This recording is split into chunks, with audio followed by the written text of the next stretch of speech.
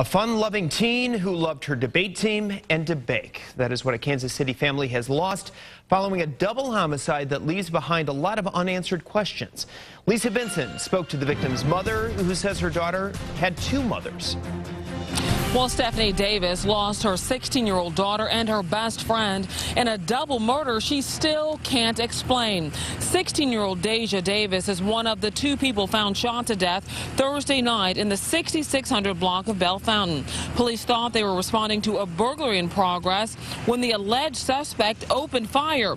They returned fire, killing the man. Once inside the home, police found 16-year-old Deja Davis and her godmother, 53-year-old Loretta Petty's bodies. The Ruskin High School student was visiting the home to help Petty cook Thanksgiving dinner, and now her mother is dealing with a tragic loss of a daughter and a friend. She had helped get the dinner and the tree together. And she was supposed to be here Thursday at 2 o'clock, and I've been calling all day. And took her life at a young age with a bright future. And I'm just mad right now. I can't even explain or express how I feel. Police have identified the suspect, who was killed by police, as Jerry Petty, Loretta's husband. But tonight we still don't have a motive. Lisa Benson, NBC Action News.